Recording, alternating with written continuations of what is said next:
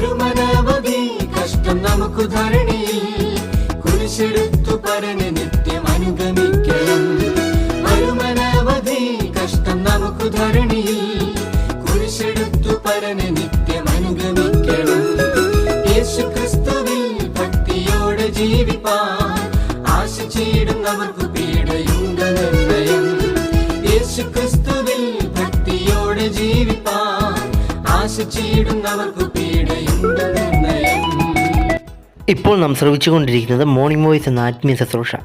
ഇന്ന് ദൈവവചനത്തിൽ നിന്നും കർത്താവിൻ്റെ ദാസൻ MG രാജൻ ആസാം ധ്യാനചിന്തകൾ പങ്കുവയ്ക്കുന്നു. ദൈവതിരുനാമം മഹത്വപ്പെടുവാനായിട്ടിടയാകട്ടെ. ഉൽപ്പത്തി പുസ്തകം 12-ാം അധ്യായം അതിൻ്റെ 2-ാമത്തെ വാക്യത്തെ ആധാരമാക്കിയാണ് കഴിഞ്ഞ ആഴ്ചയിൽ നാം ചിന്തിച്ചത്. ആ വാക്യം തന്നെ ഞാൻ വീണ്ടും വായിക്കുമ്പോൾ ദയവായി ശ്രദ്ധിക്കണമേ. ഞാൻ നിന്നെ വലിയൊരു ജാതിയാക്കും, നിന്നെ അനുഗ്രഹിച്ച് നിൻ്റെ പേർ വലുതാക്കും, നീ ഒരു അനുഗ്രഹമായിരിക്കും. അബ്രഹാമിന് ദൈവം നൽകുന്ന വാഗ്ദത്തമാണ് നാം വായിച്ചു കേട്ട വേദഭാഗം. കഴിഞ്ഞ ആഴ്ചയിൽ ഇതിനെ സംബന്ധിച്ച് അല്പമായി ചിന്തിപ്പാൻ ദൈവം നമ്മെ സഹായിച്ചു. ദൈവം അബ്രഹാമിനെ അനുഗ്രഹിക്കും, നിന്നെ ഒരു വലിയ ജാതിയാക്കും, നിന്നെ അനുഗ്രഹിക്കും, നിൻ്റെ പേർ വലുതാക്കും, നീ ഒരു അനുഗ്രഹമായിരിക്കും. 3-ാം വാക്യം വായിക്കുമ്പോൾ പിന്നെയും ചില അനുഗ്രഹങ്ങളെക്കുറിച്ച് അവിടെ രേഖപ്പെടുത്തുന്നുണ്ട്. 7 വിധ അനുഗ്രഹങ്ങളെക്കുറിച്ചാണ് 2ഉം 3ഉം വാക്യങ്ങളിൽ പറയുന്നത്. അപ്പോൾ ജീവിതത്തിൽ അബ്രഹാമിന് ദൈവം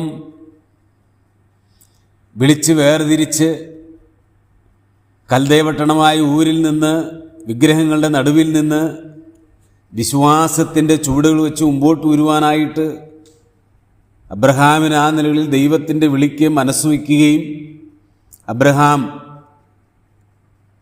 തൻ്റെ സ്വദേശം വിട്ട്, ആളുകളെ വിട്ട്, സകലവും വിട്ട് കർത്താവിൻ്റെ വാക്കിന് തൻ്റെ ജീവിതത്തെ സമർപ്പിച്ചുകൊണ്ട് അബ്രഹാം അങ്ങനെ മുമ്പോട്ട് യാത്ര ചെയ്യുക.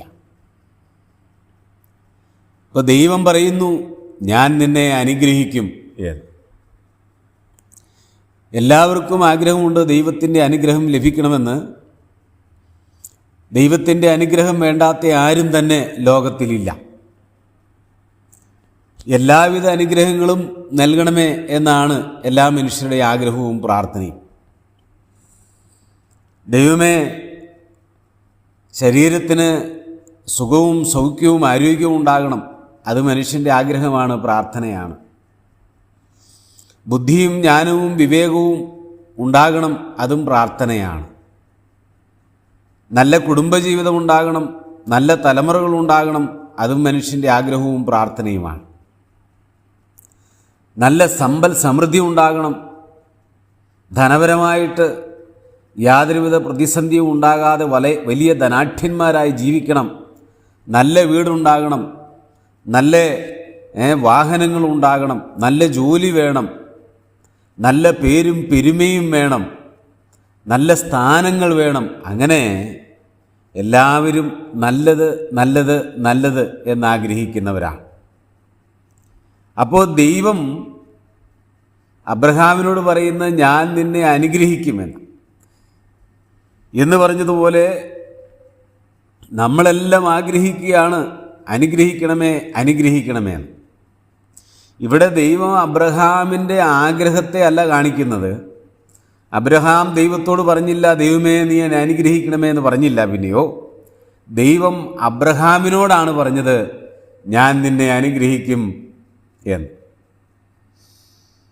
അപ്പോൾ ഞാൻ കാണിപ്പാനിരിക്കുന്ന നീ ദേശത്തേക്ക് പോകാം, പിന്നെയോ അനുഗ്രഹങ്ങളെല്ലാം നിൻ്റെ പിന്നാലെ ഞാൻ തന്നിരിക്കും, നിനക്ക് ഞാൻ തന്നിരിക്കും, നിനക്ക് ലഭിച്ചിരിക്കും, നീ ഒരു അനുഗ്രഹമായിരിക്കും എന്നാണ് ദൈവം അബ്രഹാമിനോട് പറയും.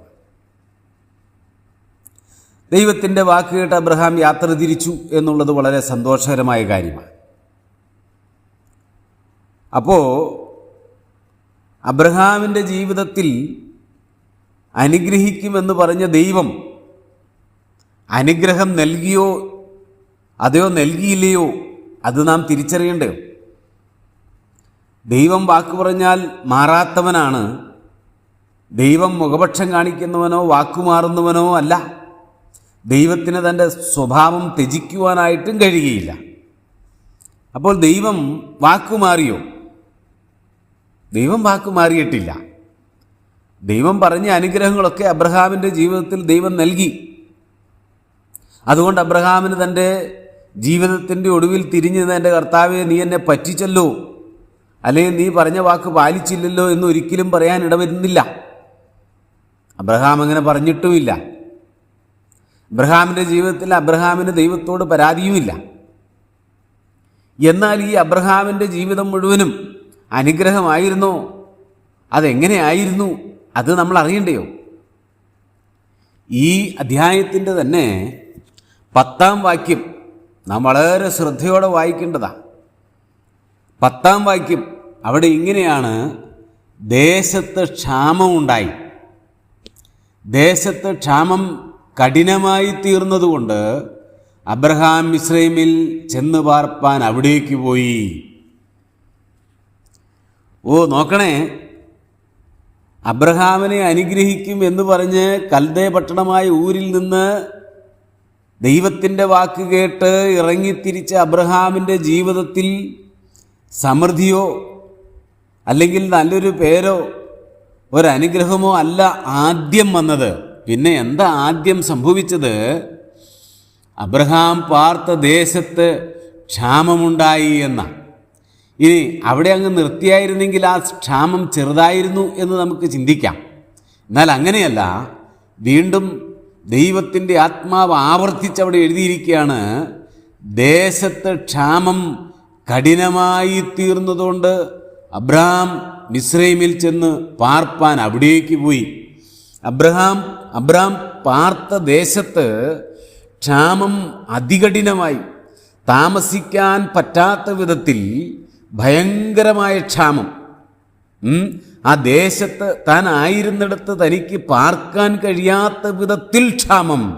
നോക്കണേ, അവിടെ അതികഠിനമായ ക്ഷാമം എന്നാണ് രേഖപ്പെടുത്തിയിരിക്കുന്നത്. അതെന്തോ ഒരു ക്ഷാമമാ! ഒരു ദേശത്ത് ചെന്നിട്ട് അവിടെ പാർക്കാൻ കഴിയാത്ത വിധത്തിലുള്ള ക്ഷാമം അവിടെ ഉണ്ടായെങ്കിൽ നോക്കണേ, അതെത്രയോ കഷ്ടപ്പാട് നിറഞ്ഞൊരു അനുഭവമാണ്. താനും തനിക്കുള്ളവരെല്ലാം ആ ദേശം വിട്ട് മിസ്രൈമിലേക്ക് പോയി പാർക്കേണ്ടുന്ന വിധത്തിലുള്ള ക്ഷാമം, ഭയങ്കര ക്ഷാമം, സഹിക്കാൻ പറ്റാത്ത, അതിജീവിക്കാൻ പറ്റാത്ത ക്ഷാമം. അത് അബ്രഹാമിൻ്റെ ജീവിതത്തിൽ വന്നു. നോക്കണേ, അനുഗ്രഹിക്കും എന്ന് ദൈവം പറഞ്ഞപ്പോൾ ആദ്യമായിട്ട് അബ്രഹാമിന് ലഭിക്കുന്നത് കഠിനക്ഷാമത്തിൻ്റെ അനുഭവമാണ്. അതൊരു അനുഗ്രഹമാണോ? അപ്പോൾ ഈ ക്ഷാമം ഉണ്ടാകുന്നത് എന്തായിരിക്കും കാരണം? അബ്രഹാം ശരിയല്ലാത്തത് കൊണ്ടാണോ? ചില ദൈവമക്കളുടെ ജീവിതത്തിൽ, ചില ദൈവദാസന്മാരുടെ ജീവിതത്തിൽ ക്ഷാമം സംഭവിക്കും, കഷ്ടപ്പാടുകളുണ്ടാകും, രോഗങ്ങളുണ്ടാകും, ബുദ്ധിമുട്ടുകളുണ്ടാകും, വലിയ പ്രതിസന്ധികളുണ്ടാകും, മുൻപോട്ട് യാത്ര ചെയ്യാൻ പറ്റാത്ത സാഹചര്യങ്ങളിൽ ചെന്നുപെടും. ക്ഷാമം കാരണം, പട്ടിണി കാരണം വളരെ വലഞ്ഞിട്ടുള്ള ഒരുപാട് ദൈവദാസന്മാരുണ്ട്. അപ്പോൾ പട്ടിണി കിടന്നിട്ടുള്ളവരുണ്ട്. ഞാനൊക്കെ ദൈവകൃപയിൽ വളരെ ആശ്രയിച്ച് ജീവിച്ച കാലഘട്ടങ്ങളുണ്ട്. ഒരു നേരത്തെ ആഹാരത്തിന് പോലും ബുദ്ധിമുട്ടിയ, കുഞ്ഞിന് കൊടുക്കാൻ ആഹാരമില്ലാതെ ഭാരപ്പെട്ട സന്ദർഭങ്ങളുണ്ട്. അതെല്ലാം ഈ വിശ്വാസ ജീവിതത്തിൽ ദൈവം വെച്ചിട്ടുള്ളതാണ്. അബ്രഹാമിൻ്റെ ജീവിതത്തിൽ ദൈവം അത് നൽകി. ഇനി അത് നൽകിയത് അബ്രഹാമിൻ്റെ വിശ്വാസം കുറവായതുകൊണ്ടാണോ? പല ആളുകളും ചിലപ്പോഴൊക്കെ കുറ്റപ്പെടുത്തും, ആ ഉപദേശിക്ക് അല്ലെങ്കിൽ ആ വിശ്വാസിയുടെ വിശ്വാസം കുറവാണ്, അല്ലെങ്കിൽ അദ്ദേഹത്തിൻ്റെ സമർപ്പണം കുറവാണ്, അല്ലെങ്കിൽ ദൈവത്തെ അനുസരിക്കുന്ന അനുസരണം കുറവാണ്, ദൈവത്തിന് ആ മനുഷ്യൻ്റെ ഒരു പ്രസാദമില്ലാത്തത് കൊണ്ടാണ് ഈ ക്ഷാമം ഉണ്ടായത്, ഈ രോഗമുണ്ടായത്, ഈ കഷ്ടപ്പാടുണ്ടായതെന്ന്. അബ്രഹാമിന് വിശ്വാസം കുറവായതുകൊണ്ടാണോ? വിശ്വാസം അബ്രഹാമിന് കുറവായിരുന്നെങ്കിൽ കാണിപ്പാനിരിക്കുന്ന ദേശത്തേക്ക് പോകുക എന്ന് പറയുമ്പോൾ അത് അനുസരിച്ചുകൊണ്ട് പുറപ്പെടുമോ? അബ്രഹാമിന് അനുസരണം കുറവായണോ? അനുസരണം കുറവായതുകൊണ്ടാണോ അബ്രഹാമിനോട് പറഞ്ഞപ്പോൾ തന്നെ പുറപ്പെട്ടത്? അബ്രഹാമിൻ്റെ അനുസരണത്തെക്കുറിച്ച് വേദപുസ്തകം വളരെ വ്യക്തമായിട്ട് പറയുന്നു. 17-ാം അധ്യായത്തിലേക്ക് വരുമ്പോൾ അവിടെ പരിച്ഛേദനയെക്കുറിച്ച് പറയുമ്പോൾ ദൈവം പറഞ്ഞ അന്ന് തന്നെ അബ്രഹാം അത് ചെയ്തു എന്നാണ് 23-ാമത്തെ വാക്യത്തിൽ. പിന്നെ തൻ്റെ മകനെ ബലി കഴിക്കുന്ന കാര്യം പറഞ്ഞപ്പോൾ താനതനുസരിച്ചു. നോക്കണം, അബ്രഹാം വളരെ അനുസരണമുള്ള വ്യക്തിയായിരുന്നു. പിന്നെ ദൈവപ്രസാദമുണ്ടായിരുന്നു അബ്രഹാമിന്. അബ്രഹാമിന് ദൈവപ്രസാദമില്ലായിരുന്നു, പിന്നെ ആർക്കാ ദൈവം പ്രസാദിക്കുക? അബ്രഹാമിന് പലവട്ടമാണ് അബ്രഹാമിന് പ്രത്യക്ഷപ്പെട്ട് അബ്രഹാമിനോട് ദൈവം സംസാരിക്കുന്നത്. ദൈവം അബ്രഹാമിന് പ്രത്യക്ഷപ്പെടുകയാണ്. ദൈവം പ്രത്യക്ഷപ്പെട്ടിട്ട് അബ്രഹാമിന് അരുളി ചെയ്യുകയാണ്. അബ്രഹാമിനോട് ഓരോ കാര്യങ്ങൾ പറഞ്ഞു കൊടുക്കുകയാണ്. അപ്പോൾ ദൈവത്തിന് പ്രസാദമില്ലാതിരുന്നത് കൊണ്ടാണോ? അപ്പോൾ ദൈവം പ്രസാദിച്ച വ്യക്തിയാണ് അബ്രഹാം. പിന്നെ ദൈവത്തെ അനുസരിച്ച വ്യക്തിയാണ്, അനുസരണമുള്ള വ്യക്തിയാണ്. പക്ഷെ എങ്കിലും താൻ ക്ഷാമത്തിലൂടെ കടന്നു പോകേണ്ടതായിട്ട് വന്നു എന്നുള്ളതാണ്. പ്രിയമുള്ളവരെ, അപ്പോൾ നമ്മുടെ ജീവിതത്തിൽ കഷ്ടപ്പാടും ബുദ്ധിമുട്ടും പ്രയാസവും വരുന്നത് അത് നമ്മുടെ കുറവ് കൊണ്ടോ വിശ്വാസത്തിൻ്റെ കുറവ് കൊണ്ടോ മറ്റുള്ളവർ നമ്മെ കുറ്റപ്പെടുത്തുന്ന കാര്യങ്ങൾ കൊണ്ടോ ഒന്നുമല്ല. പിന്നെയോ അത് ദൈവത്തിൻ്റെ ഒരു അനുഗ്രഹമാണ്. അതെന്തായിരിക്കും? ദൈവം അനുവദിച്ചാൽ അടുത്ത ആഴ്ച നമുക്കത് ചിന്തിക്കാമെന്ന് വിചാരിക്കുന്നു. കർത്താവ് നമ്മെ സഹായിക്കട്ടെ. ഇതൊന്നും ഒരു പ്രയാസമല്ല, മറിച്ച് ദൈവത്തിൻ്റെ അനുഗ്രഹത്തിൻ്റെ ലിസ്റ്റിൽപ്പെടുന്ന കാര്യമാണ്. ജീവിതത്തിൽ ക്ഷാമവും രോഗവും കഷ്ടപ്പാടും ബുദ്ധിമുട്ടും എന്നുള്ളത് തിരിച്ചറിയുവാൻ ഈ ദിവസങ്ങളിൽ ദൈവം നമ്മെ സഹായിക്കട്ടെ. കർത്താവിൻ്റെ പുണ്യനാമം മഹത്വപ്പെടട്ടെ.